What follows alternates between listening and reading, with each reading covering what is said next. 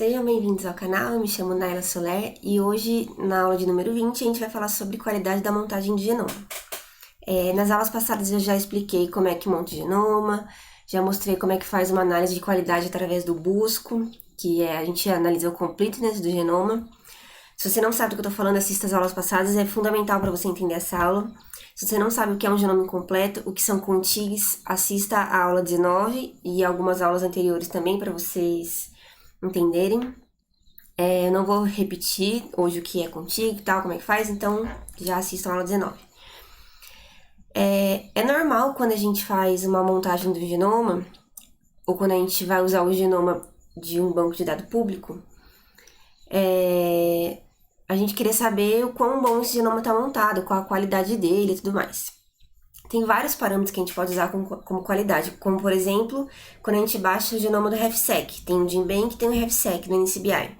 O RefSeq ele tem um controle de qualidade um pouco melhor que o GenBank, é mais curado e tudo mais, então esse já seria um controle de qualidade. Outro controle seria fazer análise com busco, né, que já mostrei também. E para analisar o completeness, eu espero que o genoma de determinada bactéria, determinada espécie, determinado gênero, tenha esses genes aqui. Então, eu sequenciei um genoma, montei, esses genes estão presentes, pelo menos esses genes estão presentes no seu genoma, então ele analisa o completeness assim. E hoje a gente vai analisar um parâmetro que é mais computacional, assim, é mais computacional estatístico do que tem, de fato, um significado biológico, e eu vou explicar por quê. O N50 é como se fosse uma média ou mediana dos tamanhos dos contigs, mas ele atribui um peso maior para os contigs maiores. Então, é como se você você sequenciou o seu genoma e aí você quer saber o quão bom essa montagem tá. E o que é uma boa montagem, né, em relação ao contig e em relação ao N50? Quanto maior o contig e quanto menos contigs você tiver, melhor. Porque quer dizer que você conseguiu sequenciar mais bases do genoma a ponto de você não ter interrupção. Então, se você tem essas quebras de contig assim, é porque você tem interrupção de nucleotídeos, interrupção de informação, que você não sabe o que tem entre um contig e outro, né, na sequência do genoma. Então, quanto maior o contig, melhor, e quanto menos contigs, melhor, desse ponto de vista da montagem. Então, por exemplo, vamos supor que a gente tem um genoma, sequenciou um genoma, ele está incompleto e ele tem 10 contigs. E cada contig tem um tamanho aqui, ó, 2, 3, 4, 5, 6, 7, 8, 8, 9, 10. É um tamanho fictício, a gente sabe que não é bem assim que funciona, mas só pra gente entender o que é esse N50. Então, nesses 10 contigs, eu tenho aqui o meu genoma inteiro. Não tá totalmente completo, porque ele está em contigs, né, tem quebras, mas tudo que eu tenho referente à sequência do meu genoma está aqui. Então, são esses 10. Então, o tamanho a soma dos tamanhos desse contig é referente ao tamanho do meu genoma. Então, essa soma aqui, que é 62. Deixa eu aumentar aqui o número da... Ai, saco. Que é 62. E 62. E a metade de 62 é 31. Vou escrever aqui, a metade de 62 é 31. Por que essa informação é importante? Porque o N50, 50 vem de 50% do genoma, de pelo menos metade do genoma, né? Isso quer dizer 50%. Então, a metade do genoma é 31. Então, eu quero saber... Vou colocar aqui.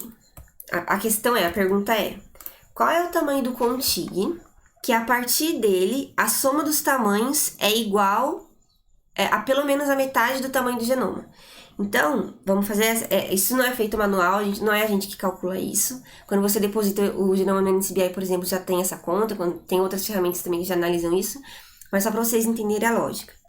Então, vamos ler de novo aqui. Qual é o tamanho do contig? Então, qual é o tamanho do contig desses daqui? Que a partir dele, a soma dos tamanhos é igual a pelo menos a metade do tamanho do genoma. Então, o tamanho do meu genoma aqui é 62, que é a soma dos tamanhos.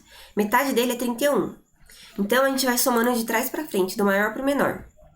10 mais 9, 19. 19 mais 8, 27. 27 mais 8, 35. Opa, 35 já deu pelo menos a metade aqui do genoma, que é 31. Então, vamos selecionar esses contigs aqui. Então, a partir daqui, a gente tem aqui esses contigs somados, né? Os tamanhos desses contigs somados, a gente já encontrou pelo menos metade da sequência do genoma todo que a gente sequenciou. Então, é isso. E aí, voltando à pergunta, qual é o tamanho do contig que a partir dele, a soma dos tamanhos é igual a pelo menos a metade? Então, o tamanho do contig que a partir dele a gente encontra essa soma, metade do genoma, é 8. Então, aqui o contig 7, que tem tamanho 8, é a partir dele, então daqui para cima, o contig 7 de tamanho 8, o contig 8 de tamanho 8, o contig 9 de tamanho 9 e o contig 10 de tamanho 10, esses compreendem metade da soma do genoma. Então, aqui o meu N50 vai ser 8, porque o N50 é o tamanho do contig, que a partir dele para cima, a somatória dos tamanhos de todos os contigs acima dele e acima dele, a gente encontra a metade do genoma. E por que que nisso a gente consegue enxergar isso aqui, né? Que é uma média, uma mediana dos tamanhos dos contigs, que atribui um peso maior para os contigs maiores. Porque, por exemplo, aqui a gente tem só 4 genomas, certo? São só 4 genomas aqui. 4 contigs. E aqui a gente tem 6. Então, não é a maioria. Não é o que aparece mais, não é modo, não é a mediana, não é o tamanho médio. É como se fosse uma média, como se fosse uma mediana, mas ele considera... tem um peso maior para esses contigs que têm tamanhos maiores. E tem uma variação desse N50, que é o L50. O L50 nada mais é que o número de contigs que tem, que somados a gente encontra pelo menos metade do tamanho do genoma. Então, no nosso caso aqui, o L50 é 4, porque, ó, o N50 é 8, que a partir do contig de tamanho 8, a gente tem mais da metade do genoma aqui de informação, de tamanho. E, como é a partir dele nós temos 1, 2, 3, 4. Então, são 4 contigs, que é esse L50 aqui. São 4 contigs que compõem pelo menos metade do genoma.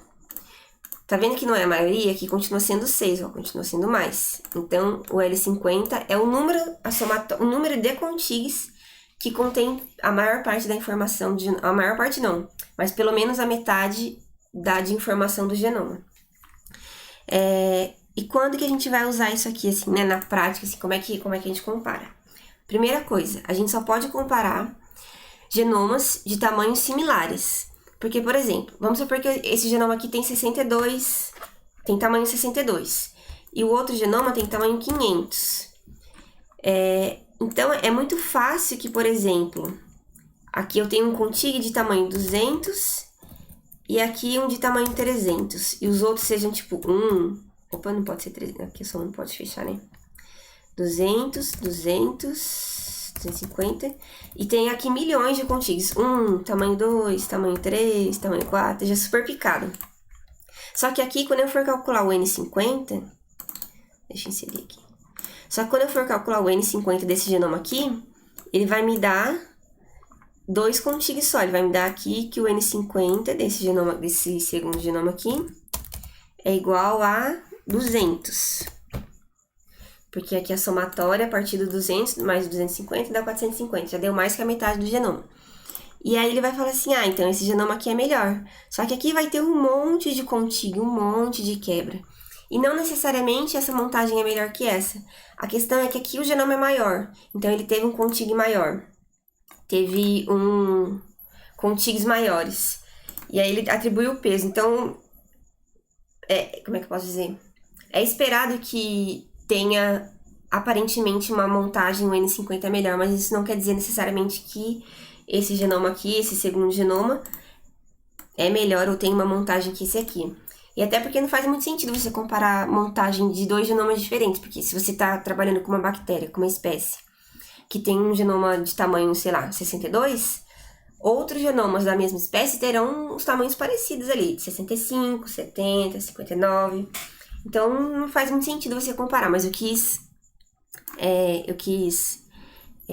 ser um pouco extremista aqui nessa comparação, para vocês entenderem que o quão isso é afetado, né? Deixa eu ligar aqui meu bateria que vai acabar. O quanto isso é afetado pelo tamanho do genoma. E então, você vai fazer assim, ó. Quando você estiver montando o seu genoma, você pode usar 2 ou 3 ferramentas diferentes, ou 2 ou 3 abordagens diferentes.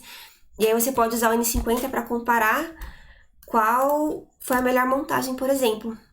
Mas se você estiver analisando conteúdo gênico, faz mais sentido você analisar o completeness, e não olhar o N50.